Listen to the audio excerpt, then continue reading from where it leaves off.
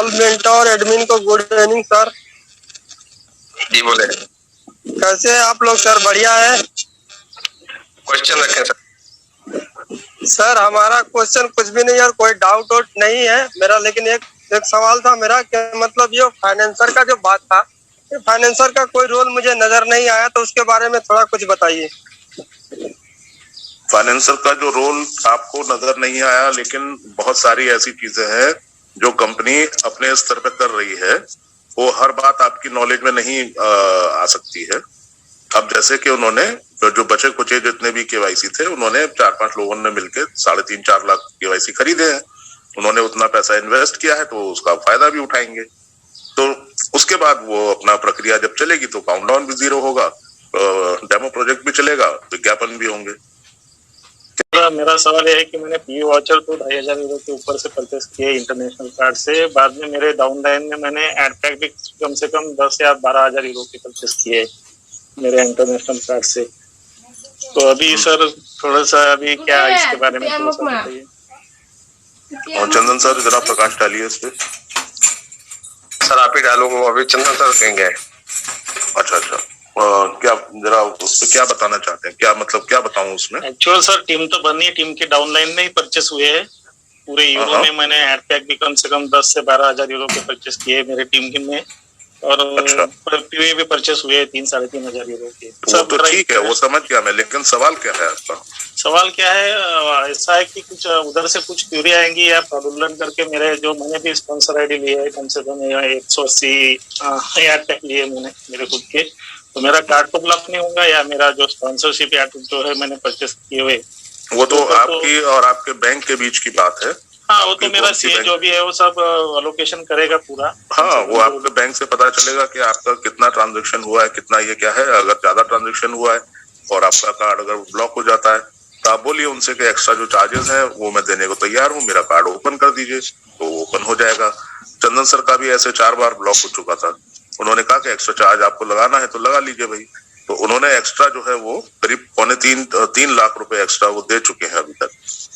तो उसने कार्ड उनका फिर चालू हो गया। तो उसमें तो आपके और बैंक के बीच की बात है, हम लोग उसको कुछ नहीं कर सकते। Senapati sir good evening sir. Good evening ji sir मेरा सवाल ये है सर, जो स्पॉन्सरशिप वाउचर है सर, तो सर मेरा एक डाउनलाइन ने परचेस किया था 500 यूरो दे के सर। तो सर उसका मतलब अभी उसका सर लेने के बाद उसका सर अभी शो नहीं कर रहा है सर उसका, ये पे वो मेल भी दिया था सर। वो कहाँ किया आपने? बेंगलोर को किया था? सर हाँ बेंगलोर में रहता है सर, वहीं से किया था सर उसने। ओके, तो मैंने आपको अभी बताया कि चूंकि अभी ये एक विजय सर ने बताया ना 1,90,000 केवाईसी की चोरी जो है उस पर थोड़ी तहकीकात चल रही है, उसका वो चल रहा है काम। इस वजह से हो सकता है देरी लग रही हो, लेकिन वो मिल जरूर जाएगा, ये निश्चित है सर। ये जो परेशान बिल्कुल मत होइए सर। वो 1 मिनट सर, वो जो 500 यूरो का लिया है सर उसका मतलब 100 स्पॉन्सरशिप मिला है सर, तो 100 का 7,000 के हिसाब से सर उसको महीने में मिलेगा ना सर? 7,000 के हिसाब से तो नहीं जानता, वो उसमें 2.73 के हिसाब से मिलेगा, यूरो के हिसाब से। और 2.7 सर वही है। अनुभव कुमार जी अपने आप को अनम्यूट करें।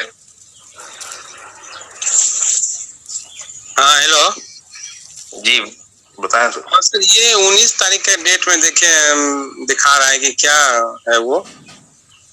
19 तारीख को जो है 19 तारीख को आपको मैगजीन्स जो आएंगी, डिजिटल मैगजीन्स जो है वो आने वाली है, वो 19 तारीख के आसपास आएंगी। तो वो किनको मिलेंगे इससे? सारे लोगों को क्या? जिनकी केवाईसी हुई है आईडी की। अच्छा केवाईसी हुई है और 30 यूरो से आईडी एक्टिवेट हुई है, उनको मिलेगा। ओह अच्छा sir, thank you. Jogendra Bhaskar ji अपने आप को अनम्यूट कर। हाँ sir good evening sir. Good evening. हाँ सर, मैंने डाउनलाइन का सर केवाईसी किया था और 48 घंटा हो गया सर वो, लेकिन सर उसमें बता रहा है your application will be manually verified. तो वेट कीजिए, उसको वेट कीजिए। नहीं बैक हो गया सर, फिर मैंने दोबारा किया सर, एक आधार कार्ड पे किया, इसके बाद फिर मैंने इनके पैन कार्ड पे किया, फिर बैक हो जा रहा है सर, फाइनल नहीं हो पा रहा। दोबारा कैसे कर दिया आपने? जब वो रिजेक्ट जब तक नहीं बताएगा तब तक आप दोबारा कैसे कर दिए? वो रिजेक्ट कर दिया, रिजेक्ट करने के बाद फिर मैंने दूसरा फिर लगाया। अच्छा, दूसरा डॉक्यूमेंट भी आपने सही तरीके से नहीं लगाया होगा, इसीलिए वो वापस वही रिजेक्ट हो गया। ठीक है, आपको अभी वापस जब ये 48 आवर्स के बाद में वो रिजेक्ट होगा तो पहले क्या करना है कि आपका जो क्रोम ब्राउजर है ना उसमें हिस्ट्री डिलीट कर दीजिए। ठीक है, और एंटीवायरस है तो एंटीवायरस चला दीजिए और मोबाइल को 2 मिनट के लिए बंद करके फिर रिस्टार्ट कीजिए। उसके बाद में आप ये फिर से डॉक्यूमेंट अपलोड कीजिए। डॉक्यूमेंट क्लियर होने चाहिए, फ्रेश होने चाहिए, पिछली बार जो दिए थे वैसे नहीं होने चाहिए। ठीक है, देखिए डॉक्यूमेंट की ऐसी ऐसी हालत में लोग डॉक्यूमेंट भेजते हैं कि मुझे हैरानी होती है, और फिर उसके बाद जब अटक जाता है तो फिर वो कहते हैं डॉक्यूमेंट ऐसा होना चाहिए जिसमें चेहरा नजर आए। जी सर, आईडी डॉक्यूमेंट को तो सर सबमिट कर लिया सर, उस सक्सेस कर दिया, फिर इसके बाद देखिए क्या है, आप जब भी आईडी डॉक्यूमेंट अपलोड करते हैं तो अपलोड तो सक्सेसफुल होता है, आप प्रोसीड करते हो तभी दोनों मैच नहीं होता है, इसकी वजह से रिजेक्ट होता है। ठीक है, दोनों मैच होना चाहिए। आईडी पे फोटो जैसा है वो फोटो जो आप भेजते हो उसके साथ में मैच होना चाहिए। अगर नहीं होगा, क्लियर नहीं है तो रिजेक्ट ही होगा, या मैन्युअली में जाएगा और मैन्युअल में भी फिर रिजेक्ट होगा। ठीक है, अगर सही है तो मैन्युअल में हो जाता है, कोई दिक्कत नहीं आती है, देर सवेर हो जाता है, लेकिन सही नहीं होगा इसीलिए होता है। Thank you. Hello sir. Hello ji बोले। सर, सभी लीडर्स और मेंटर्स को मेरा बहुत बहुत धन्यवाद, आपने हमारे लिए जो किस्मत का दरवाज़ा खोला है। मेरा कोई सवाल नहीं है सर, बस एक छोटा सा किस्सा बताना चाहूँगा मैं सभी को। सभी मेरे टीम के व्यक्ति जो इसमें हैं और जो भी लोग हैं जिनके मन में सवाल आ रहे हैं, मैं सिर्फ एक छोटा सा किस्सा आपको बताना चाहूँगा। एक जापान शहर में एक बार टेस्ट होता है, हिंदुस्तान और अमेरिका से 100 केकड़े बुलाए जाते हैं। तो अमेरिका और हिंदुस्तान दोनों केकड़े भेजते हैं, और वहाँ पे जैसे ही वो खोलते हैं तो देखते हैं कि अमेरिका ने बढ़िया पैक करके केकड़े भेजे और हिंदुस्तान ने नॉर्मल एक ढक्कन के अंदर लगा के केकड़े भेज दिए हैं। तो फ़ोन करते हैं तो बोलते हैं हिंदुस्तान वाले कि पहले आप काउंट करिए फिर फ़ोन करिए। तो वहाँ जैसे काउंट करते हैं तो बराबर हिंदुस्तान के 100 केकड़े निकलते हैं, अमेरिका के कुछ हवा ना मिलने के कारण मर जाते हैं। तो बोलते हैं सर ऐसा क्यों? तो वो बताते हैं कि सर हमारे देश की एक खासियत है, जैसे कोई एक इंसान आगे बढ़ता है, केकड़ा जैसे आगे बढ़ता है, दूसरा पाव पकड़ के नीचे खींच देता है। तो सर ये आज हम जो यूट्यूब पे और दूसरी जगह नेगेटिविटी देख रहे हैं, ये वही नेगेटिविटी है। पहले अपने अंदर की नेगेटिविटी को मिटाना है, बाद में इन लोगों को मिटाना है। हमको कंपनी पे फुल ट्रस्ट करना है और आगे बढ़ना है। किस्मत का दरवाज़ा खुला है, डिसाइड हमें करना है कि आगे बढ़ना है पीछे। Thank you sir. Thank you sir. Riyazuddin Ansari ji अपने आप को अनम्यूट करें सर। रियाजुद्दीन जी। विजू सिन्हा अपने आप को अनम्यूट करें sir. Viju Sinha. Hello sir. जी हाँ सर, नमस्कार। जी बताएं सर सवाल। जी सर, मैं कोई हमारा सवाल तो नहीं है, लेकिन मैं एक सजेशन देना चाहता हूँ। सर, हम लोग कुशीनगर जिला से नेपाल बॉर्डर पे हैं। हमारे यहाँ थोड़ा नेटवर्किंग प्रॉब्लम रहती है। तो सर जब भी कंपनी स्टार्ट हो, हमें इसका कोई है नहीं, कंपनी पे फुल ट्रस्ट है। 1 महीने बाद हो, 2 महीने बाद हो, जब भी स्टार्ट हो उसमें एक बार ये मेंशन किया जाए कि हमें एक चांस नहीं, कम से कम 2 चांस दिया जाए कि अगर हम एड देखें, अगर एक बार कट जाता है तो दूसरा चांस मिलना चाहिए। हाँ, सर ये हमारे तरफ से सजेशन है। उसकी जो गाइडलाइंस हैं वो अभी आने वाली हैं, वो परेशान मत होइए उसके लिए। और आपकी नेटवर्क की वजह से या किसी और वजह से इस तरह का सर, ये बॉर्डर एरिया पे होने की वजह से थोड़ा हम लोगों को ज्यादा प्रॉब्लम है। ठीक है, नेटवर्क आता है, कभी नहीं आता है। ओके, आपको सब सारी सुविधाएं मिलेंगी। आप पहले आने दीजिए गाइडलाइंस, उसमें पूरी सुविधा आपको दी जाएगी। Thank you. मीना केतन जी अपने आप को अनम्यूट करें। सर, सभी मेंटर को मेरा नमस्कार, मैं ओडिशा से हूँ। जी सर, मेरा एक क्वेश्चन है। मैंने मेरा डाउन में एक बंदे का केवाईसी किया था, लेकिन वो दूसरी बंदा आके उनका फिर से केवाईसी किया, तो वो आईडी किसको जाएगा सर? मेरे को आएगा और उसको जाएगा, क्योंकि उनको उनके पीछे वो टीम भी लगा दिए हैं। जो दूसरी बार जो केवाईसी जिस नाम से हुई होगी वो वाला नाम उस पर शो कर रहा होगा, पहला वाला नाम गायब हो जाए। अच्छा, मेरा ये क्वेश्चन है कि मैं अपनी केवाईसी अपने अपलाइन से कराती हूँ और 1109 रुपए ही बताती हूँ, और जो अभी अपडेशन आया है अगर आपसे 50 रुपए लगेंगे, तो मैं यही अब बताने लगी हूँ। बट मैं कुछ लोगों को देख रही हूँ कि कुछ लोग केवाईसी का वीडियोस बनाते हैं और उसमें इंडियन रुपीस सेलेक्ट करते हैं, जिसमें 925 रुपए बताते हैं। तो विच वन इज राइट? इसमें इतना डिफरेंस क्यों है? नहीं, डिफरेंस नहीं है। वो जो 925 आपको दिखाई पड़ रहा है उसमें जीएसटी इंक्लूड नहीं है, इसलिए वो वैलिड नहीं है, पहली चीज। अच्छा। दूसरी चीज, आप एक मिनट सुनिए, आप अपनी आईडी खोल के आप खुद कर, आपने केवाईसी किया है कभी? नहीं, मैं अपने अपलाइन से कराती हूँ। ओके, उसमें जो है एक बैंक ट्रांसफर का भी एक ऑप्शन आता है। बैंक ट्रांसफर का ऑप्शन में आपको एचडीएफसी बैंक और ये बेंगलोर ऑफिस का पता चलेगा, और जो भी वाउचर खरीद रहे हैं तो 1109 के मल्टीपल में उसका अमाउंट भी दिखेगा इंडियन रुपीज में। अच्छा। तो वो ऑथेंटिक चीज है। अब क्या हुआ कि 1109, अब आपके जो अपलाइन है उनके ट्रांजैक्शन अगर बैंक में ज्यादा, जैसे अभी डिस्कस कर रहे थे कि हमारा कार्ड ना ब्लॉक हो जाए, मेरे ट्रांजैक्शन बहुत ज्यादा हो गए, तो बैंक एक्स्ट्रा चार्ज करती है। अब पता चला कि आपने जो है 1109 तो ले लिए, उनके जो है चार्जेस बाद में अगर लगे बैंक के चार्जेस, तो अब वो वापस जब 2 महीने बाद आपसे कहेंगे कि मेरा तो एक्स्ट्रा पैसा लग गया, आप पैसा दीजिए, तब आप हो सकता है फोन भी ना उठाएं। तो इसलिए जो है वो 1150 पे नॉर्मली लिया जाता है। जी बिल्कुल, थैंक यू, बस वही क्लियर करना। Thank you. मनोज कुमार सिंह जी, अपने आप को अनम्यूट करें।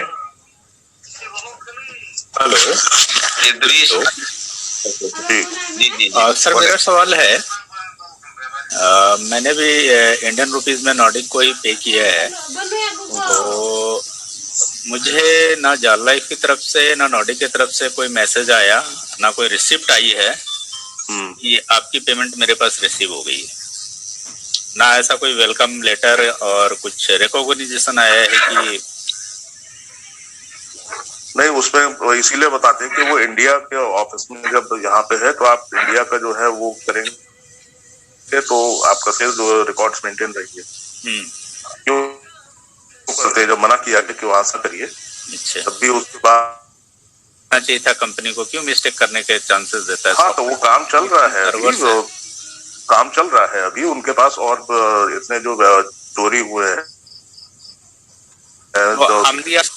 उसका कुछ नहीं होगा। अभी आप उसके लिए परेशान मत होइए, बाद में अभी ये हो जाएगा कि आपको जीएसटी पे करने के लिए कहा जाएगा तो आप पे कर दीजिएगा।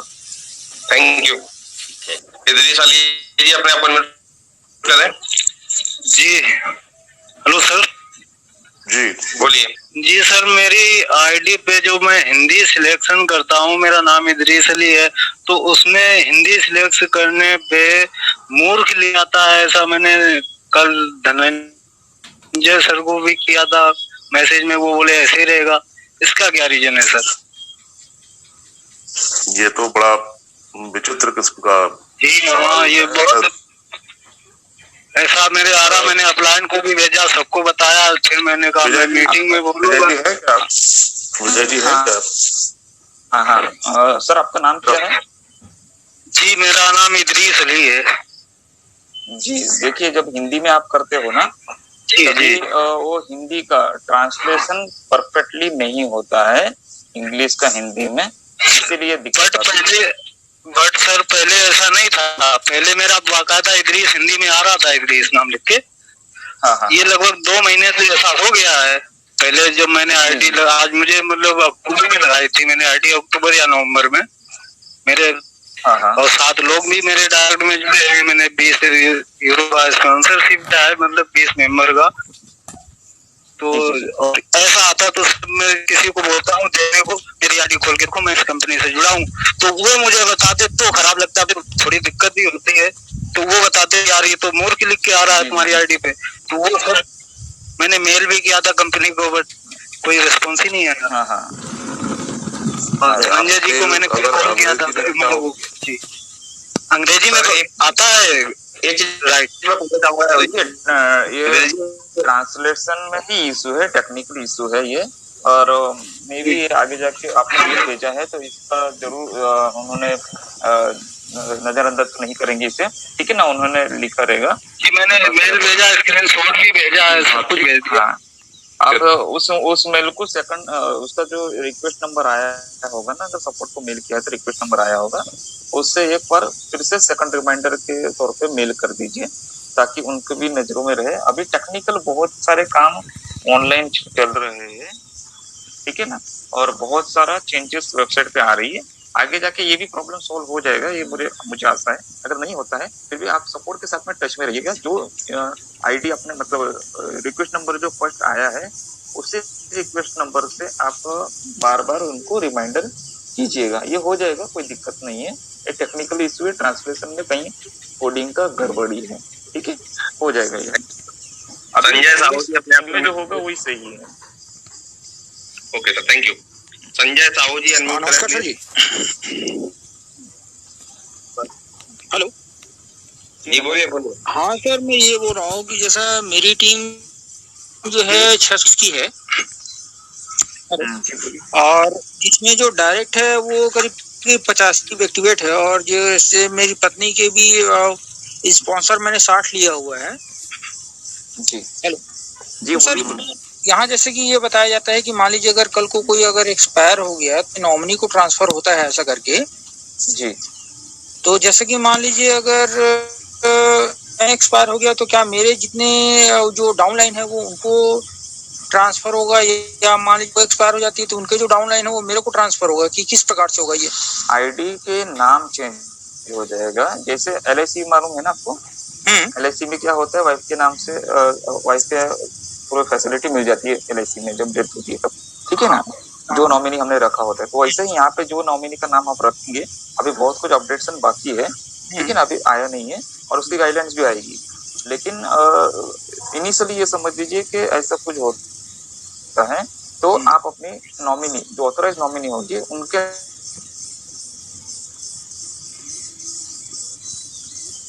अच्छा सर, इन आप भी जैसा भाई जैसा मेरी डाउनलाइन जो है 630 की है तो आईडी तो वही रहेगी, और जो 630 है वो भी वो आईडी के नीचे ही रहेंगे। सिर्फ आईडी में जो आपका नाम है, उनका नाम के बच्चों का नाम जो 18 साल के ऊपर है उनका नाम